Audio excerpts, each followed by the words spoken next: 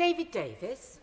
Madam Deputy Speaker, can I start by associating myself with the comments of the Leader of the House on the excluded UK issue, helping them, and on the leaseholder issue, which is also requires help.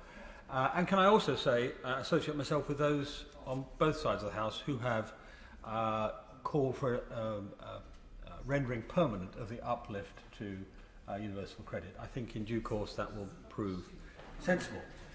When I applied for this debate a few days ago, given the headlines in the press, Madam Deputy Speaker, I thought I might be challenging head-on the Chancellor's strategy in view of my concerns that a sudden increases in taxes would crush any recovery.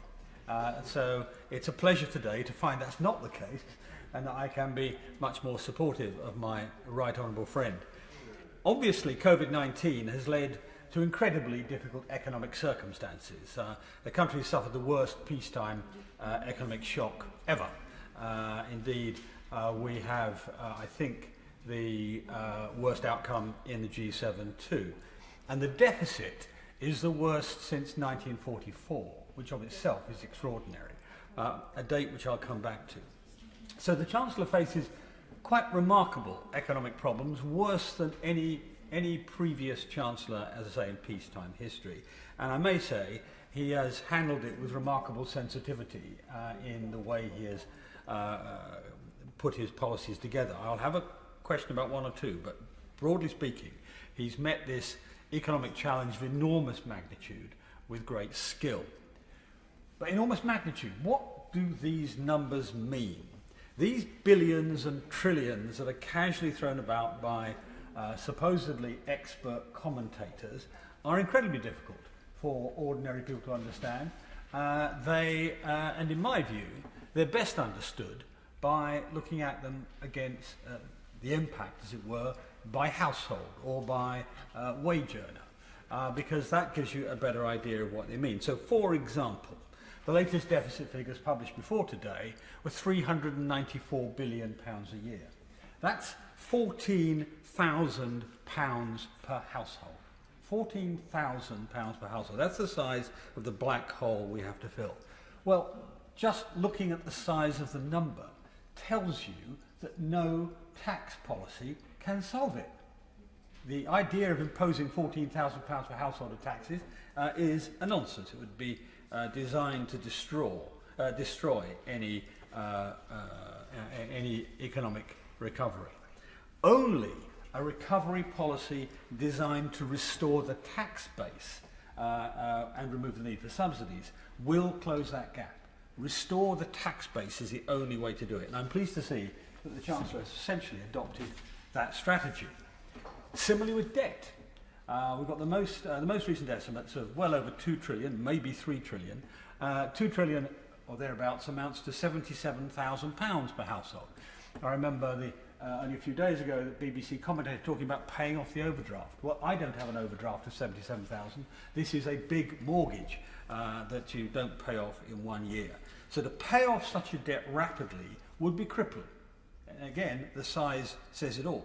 It has to be paid off in the very long term, the Chancellor himself said, over decades.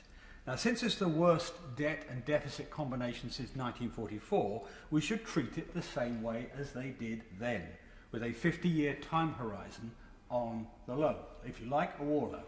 Both of the World War I and World War II debts were paid off this century, within the last 20 years. So that gives us an indication of what needs to be done. And frankly, just as an aside here, I've had a number of people say, oh, well, the interest rates might go up.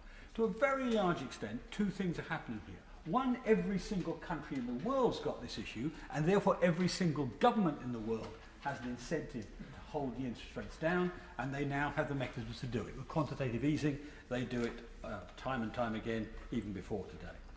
And to close that 14,000 per household deficit, we need to do what? We need to increase growth, we need to increase employment, and we need to increase wages. All of those things will increase the tax base. And the Chancellor said, I'm glad to hear him say it, that his first priority was employment. That's the centre of those aims, and that is exactly right.